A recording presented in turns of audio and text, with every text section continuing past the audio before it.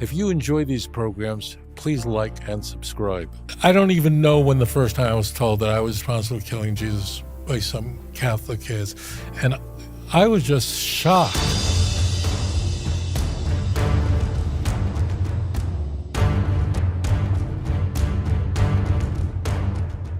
So, James, you want to start us off with that commercial you want to tell us all about. What's going on with that? Well, I figure if we've got Rabbi Singer right here, we might as well go right for the heart of the matter in terms of the Tanakh prophecies that are so badly misused by Christians. And the one that, there's a commercial actually running in the United States right now in which a person who claims to have been converted from Judaism to Christianity makes a pitch for the suffering servant prophecy in Isaiah 53:54. To remind viewers, this is this person who is to be pierced for the transgressions of the people, who stands silent, who's guiltless, but takes the terrible punishment. And that is one of the most frequently used parts of the Tanakh by Christians to demonstrate that Jesus, as described in the Gospels, is the fulfillment of messianic prophecy in Isaiah. And the commercial is running quite widely, and the person makes it seem as though it's some sort of revelation. All you have to do is go read Isaiah, and you'll see that the Jesus of the Gospels is the fulfillment of Isaiah's prophecy. And he seems to think it's a messianic prophecy, which I'm not sure the suffering servant is at all, but I am dying to hear Rabbi Singer's view of this. James is a very good point. So as it turns out, it's very important, if someone wants to remain a Christian, to just read Isaiah 53. That's what you want to do. Here's what you don't want to do if you want to be a Christian tomorrow. Don't read Isaiah 41, 42, 43. Don't read the chapters that introduce it. Don't read the whole book of Isaiah. Because if you read the whole book of Isaiah, so I'm just going to point out the verses quickly: 41, 8 and 9, 42, 6, 43, 10, 44, 1, 21, 45, 4, 48, 20. You can see where this is going. This is the fourth of four servant songs. No matter what you believe, it's axiomatic that the author, Isaiah, had in view that if you're reading Isaiah 53, you've read the chapters that introduce it. So if you watching me right now, listening to my voice, if you want to remain a member of your church in good standing, do not read Isaiah 41, 8, 9. Don't read Isaiah 49, verse 3, where it says explicitly that Israel is God's servant. Don't read Isaiah 48, verse 20, Israel's God's servant. Just read Isaiah 53. So this is like a helicopter theology where you just land in the 53rd chapter of a 66-chapter book. So when I went to yeshiva, when I went to Jewish school, when I went to rabbinical school, we learned the whole book of Isaiah. In fact, I'm teaching the book of Isaiah here in Jerusalem. It's on YouTube. So if you read it in context, the servant is Israel, and those who are speaking in the 53rd chapter are the Gentile kings of nations. And they're astonished because, as it turns out, at the end of days, Israel, God's servant, is vindicated. So, and just one caveat about the book of Isaiah. You both know this. The book of Isaiah is not like other books. It's almost all poetry, a very exquisite poetry, possibly the best example of biblical poetry in all of the Hebrew Bible. Out of 66 chapters, only 6 of them read anything like Joshua, using standard prose.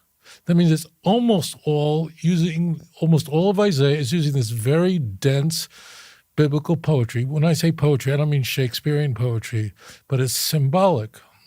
So therefore, you could theoretically open up the book of Joshua and just go to chapter 5 and read it and get a sense of what's going on. Joshua's encountering an angel, and you could get away with reading that out of context. You could read Leviticus 11 alone, and out of context, you can figure out which animals are clean and unclean, because there's no poetry in these chapters.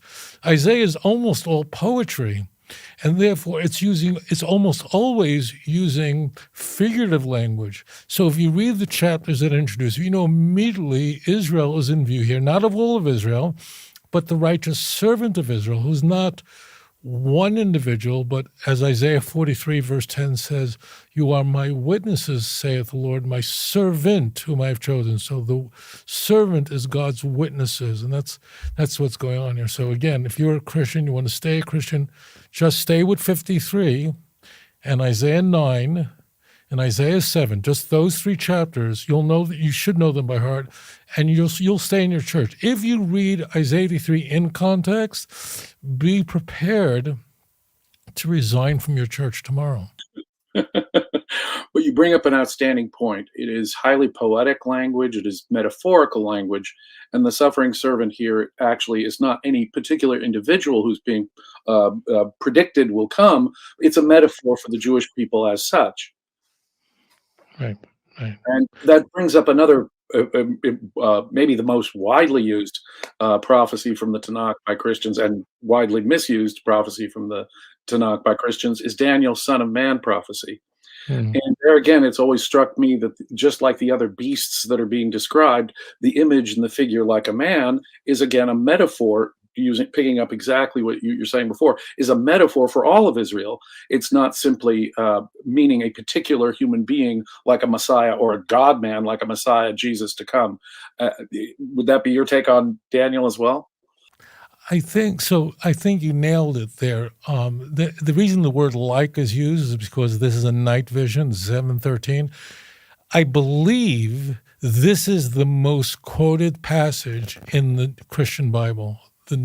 Jesus called the Son of Man, or said of him, or it's inferred that he's the Son of Man. I don't think any passage any clause in the Hebrew Bible is as quoted as frequently as this in the entire New Testament. So, right. So it's like a son of man because it's like a lion, early bear, leopard, and then and this horrible thing. So like a son of man here, I believe, is speaking about the Messiah himself coming to the with the clouds of heaven, the clouds of glory, to the Ancient of Days, and that's God. And then verse 14, all nations will serve him, and he will have that authority. So Daniel 7 brings into view 4 kingdoms that would subjugate the Jewish people: Babylon, Persia, Greece, traditionally Edom, Rome, that 4th beast that has 10 horns and 11 horn. And then you have the Messiah or Messianic ages. You're reading it, but the Messiah and then God's glory, and Daniel just shocked. And he turns back to the angel and goes, "What is this 4th beast? Explain this to me." And then that comes to you as this the worst thing of all. In Jewish tradition, that's Rome and Christendom.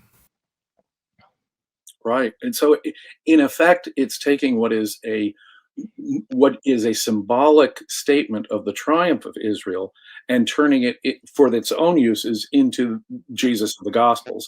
And as you point out, that phrase is widely used in the earliest Christian literature.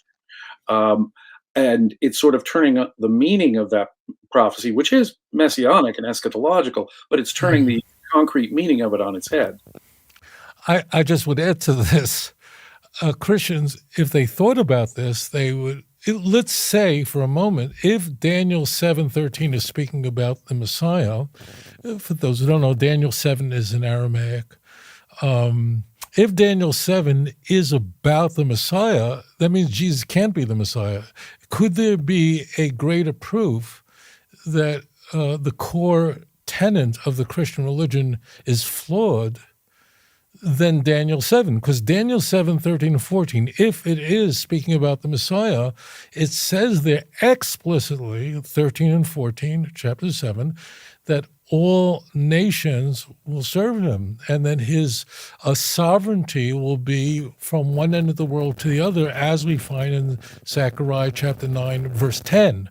Not the coming in on on a donkey into Jerusalem. That everyone knows was in the Gospels.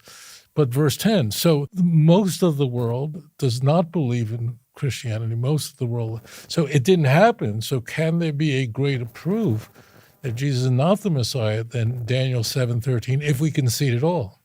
Right. A very well taken point. I think that these prophecies are used in early Christian literature extensively. For example, going back to the suffering servant, I think that the story of the trial of Jesus surely reflects elements of it, but it seems to me that that story was modeled on Isaiah, not a fulfillment of Isaiah, as the gospel writers are telling the story. And I think I'd go further with that, and I'm dying to get your opinion on this. Jacob hosted a conversation I had with Bart Ehrman, no less, and he agreed with me that the Passion narrative in all four Gospels is a fiction, quite clearly, but it is allegorical, and it is, in effect, a political allegory, attempting to blame collectively, astonishingly, collectively the Jews for the death of Jesus, and while simultaneously exonerating the Romans for what was clearly a Roman execution, crucifixion, a distinctly Roman form of execution. The story, all four Gospels, what they all share in common are certain similarities: the betrayal of Judas, the conviction by the Sanhedrin, Pilate declaring Jesus to be innocent in all four Gospels, and a Jewish crowd chanting for Jesus, violently insisting on Jesus' death. Even in Matthew's Gospel, as if we needed the point, the crowd, I guess in unison, collectively says, "His blood is on us and on our children." Professor Ehrman agreed with me that that's political fiction designed to blame the Jews and exonerate the Romans for what is pretty clearly a Roman execution. Right, because as we can mark that, pun intended, so all the four Gospels seek to exonerate Rome, Pontius Pilate, and seek to hold the Jews uniquely guilty for Jesus' crucifixion. And as you pointed out in Matthew 27:25, the Jews say, "Crucify him, we take it upon ourselves and our children." And it's only in Matthew's Passion narrative that we're introduced to Mrs. Pontius Pilate, who also thinks that Jesus is completely innocent. But you could see the plot devices you pointed out, James, because of the four Gospels, Mark, the earliest, is least anti-Semitic. All of them, it's a nightmare. All four, the Jews just do terribly. If you, the viewer, like Jews and want to remain a Philo-Semite, do not read the Gospels. Don't read the Passion narratives. We don't do well. But Mark is the least bad, and John is the worst of all. I mean, increasing anti-Semitism in literature. Right. So the paradox here is that they're using the Tanakh extensively, even if they have to reinterpret it, turn it on its head, misuse it, pick things out of context. They're using the Tanakh extensively, and yet at the end of the day, what they have is in effect, a political religious message that is anti-Jewish, indeed anti-Semitic, and the foundation for future Christian anti-Semitism. Right. I think, I'm sure you'll agree that I think that when Jesus, we're talking about the historical Jesus, when he was crucified, no one was thinking any of this. But I think what happens is whoever thought he might have been the Messiah during his life, I don't know that anyone did while he was actually alive. It seemed the fact that no one knew who he was in Matthew 16, for example, except Peter, that seems to be trying to explain that. So if no one thought that the Messiah is supposed to die, and then he's crucified publicly, so after that event, people started thinking that he wasn't Messiah at some stage, and then they had to go back into the Hebrew Bible, scour it to find any verse that could be construed to point to a Messiah figure who would suffer and die. Very often misuse the text, or not only take it out of context, but change the meaning of words, like in Psalm 22, the crucifixion psalm, where we find the cry of dereliction as an example. So that's what I think happened. I think you have a historical Jesus who actually was crucified, who publicly because of the Romans would have only done that because they thought that he was guilty of some form of insurrection. And then afterwards, people the early Christians at some stage said, we need to find passages in the Hebrew Bible. If he's to be a Messiah Christ, let's scour and find anything and then construe it to be pointing to a suffering Messiah. And that's what they did. I have to agree completely with you. It's astonishing how modern Christians think of themselves as rooted in Judaism in an authentic way. I've used, I don't know, this is a joke I've used, but I think it may be overstating even the case. I've said that Christianity bears about the same relation to Judaism that Taco Bell does to authentic Mexican food. But I think that even overstates the case. There's a Jewish joke, James. There's a Jewish joke. Why did God invent Mormons? So Christians would know how Jews feel. And that is exactly. And Christians, as we know, bristle at the notion that the Church of Latter-day Saints are genuine Christians. That's exactly, if you're a Christian watching this, so think about the Church of Latter-day Saints. What do you think about them? Well, that's exactly what Christianity is to Jews, and that really is, it's really a parallel. When you hear talk about the anti-Semitism, that the Jews control everything and we control governments, leaders, and banks in Hollywood, money, and the minds and thoughts of world leaders, where does that come from? Where do they get that idea? Those ideas were not pervasive before the Christian religion. That's made in Rome. That's a Christian idea that's found in the Gospels, that the Jews are uniquely responsible for Jesus' execution. It's impossible, and this is why I understand Christians. It's impossible to read the Gospel, all stories, and not draw that conclusion unless anyone is not sure. Paul says in 1 Thessalonians, possibly the earliest surviving Christian document, that the Jews are uniquely responsible for killing Jesus. And Luther wasn't crazy. The church fathers all stated that the Jews were responsible. They weren't nuts. They read the Christian Bible in plain reading. From Eusebius to Martin Luther, they're all saying that the Jew. This is the interesting thing, that the Jewish wars that were to come, the terrible wars that reduced the temple to the Wailing Wall, people don't realize that. And what struck me in my own work was that it could be no accident that Christianity emerged at the very moment when there's this conflict between the Jewish people and the Roman Empire. It could be no coincidence. And it struck me, looking at Christian literature in that light, that what we're looking at are highly Hellenized, pro-Roman in their politics view. They maybe have access to material like the Septuagint, but we're talking about educated elites who were writing a critical response to the Jewish rebels of the first 2 centuries. Right. It's very striking how pro-Roman the Christian Bible is. It may shock viewers that there are iterations of Christianity that actually regard Pontius Pilate as a saint. Yes. And that would, like, how the heck did that happen? But it can happen, and there was nothing wrong with Luther. It was a natural reading of the Christian Bible that drew Luther to conclude that the Jews were a demonic people, and he wrote about it, not just at the end of his life, as most people think that he wrote it in the last few years of his life. His literature, his commentary on the Bible is riddled with anti-Semitism that comes straight from the Christian Bible. And right, the New Testament is so pro-Roman, not only exonerating Pontius Pilate, but in Paul in Romans 13, telling his readers to be loyal to the authority, not because it was pragmatic. That's the mistake people make. They think that Paul is saying that in Romans 13, verse 1, because, well, you need to get along with the boss. We're living in North Korea. No, he says God put them there in place, and therefore rebelling against Rome is a rebellion against God. Jesus, a centurion, not just a Roman. Jesus says of a centurion that he has more faith than anyone in Israel. Right.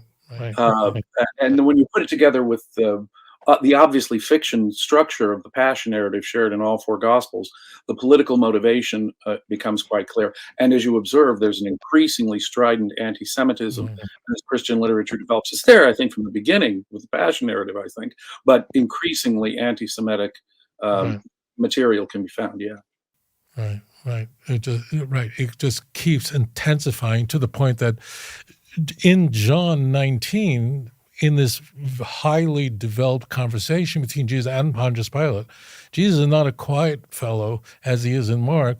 Jesus says to Pontius Pilate, "You're not responsible for this." He literally tells him, it's those who gave me over to you, it's their sins that is greatest. He explicitly says that in a highly well thought out conversation between him and Pontius Pilate. He says it, and he's given over to the Jews, not even to the Romans. So, right, John is if the book of Matthew and John had never been written, there would be many more Jews alive today. Alive today, I'm afraid.